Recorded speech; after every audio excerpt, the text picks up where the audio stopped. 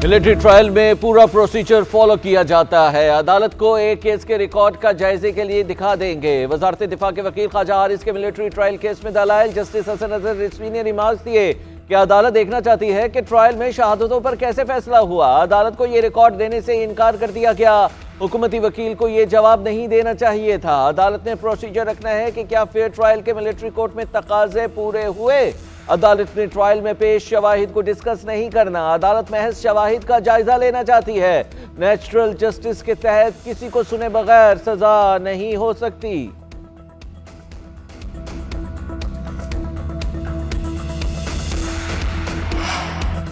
Supreme court of Pakistan में 26वीं आईनी तरमीम का केस सुनने वाला बेंच टूट गया। जस्टिस मंसूर अली शाह ने रिमार्क्स दिए कि जस्टिस इरफान सादात पहले बेंच में शामिल थे।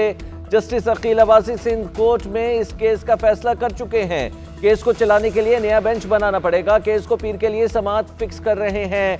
पीर को पहले वाला 3 रुकनी बेंच ही केस को सुनेगा। जायजा लेना है कि आर्टिकल 191A के तहत रेगुलर बेंचेस से तो इख्तियारात समाअत लिया जा सकता है। एडिशनल अटॉर्नी जनरल ने कहा कि हमें थोड़ा वक्त दे दें। जस्टिस आयशा मलिक ने रिमार्क्स दिए कि केस पीर को फिक्स होने दें, फिर मोहलत को देख लेंगे। अदालत ने अटॉर्नी जनरल ऑफिस को मुआवनत का नोटिस जारी कर दिया।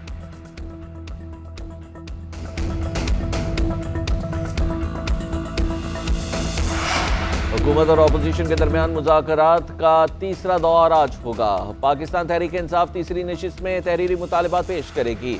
Party chairman barrister Gohar dialogue में खुशखबरी के लिए पुरुमीद कहते हैं हुकूमत ने एक नियति और संजीदगी से बैठे तो तमाम मसाइल का हल निकल सकता है। वानी समेत तमाम सियासी कैदियों को रिहाई मिलनी चाहिए। ऑपोजिशन लीडर उमर अयूब बोले डील ना ढील दोनों चीजें वाजे की हुई हैं। 9 मई और 26 नवंबर की कमीशन की तश्कील सीनियर तरीन जजेस के जरिए हो। सलमान अकरम राजा बोले हम अपने किसी असूली मौक़िफ़ से नहीं हटेंगे। कोई कहता है कि माजी पर मट्टी डालो तो ऐसा नहीं होगा।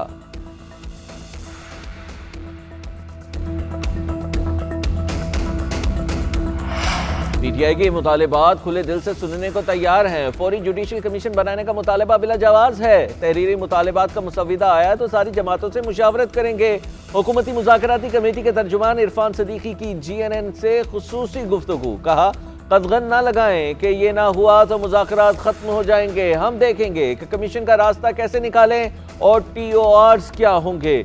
वज़ीर आज़म की मुशीर राना सनाउल्लाह बोले PTI वाले किन लोगों को सियासी कैदी समझते हैं। क्या उन लोगों का स्टेटस सियासी कैदी है या उन्होंने कोई और जुर्म किया है।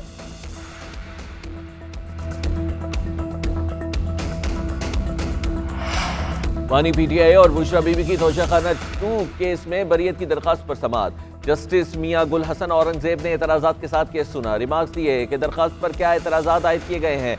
वकील सलमान सफदर ने कहा कि बहुत मामूली नौयत के एतराज़ात लगाए गए हैं। मुसद्दिक़ा कॉपीज़ साथ मुंसलिक होने का एतराज़ आयद किया गया है। तमाम ऑर्डर्स मुसद्दिक़ा कॉपीज़ के साथ मुंसलिक कर दी है।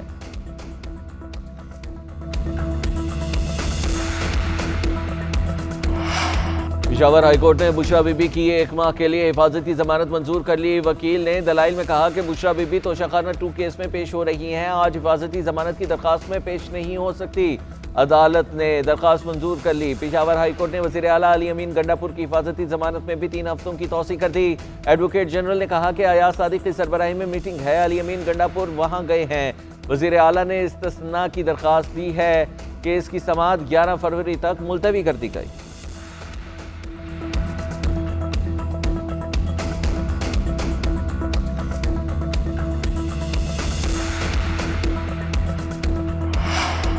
एक तरफ महंगाई में कमी के दावे तो दूसरी जानिब आवाम पर पेट्रोल की कीमतों का वार। हुकूमत ने एक बार फिर पेट्रोलियम मसनूआत की कीमतों में इजाफा कर दिया। पेट्रोल 3 रुपये 47 पैसे फी लीटर महंगा। नई कीमत 256 रुपये 13 पैसे कर दी गई। डीजल की कीमत में 2 रुपये 61 पैसे इजाफा किया गया। फी लीटर कीमत 260 रुपये 95 पैसे मुकर्रर।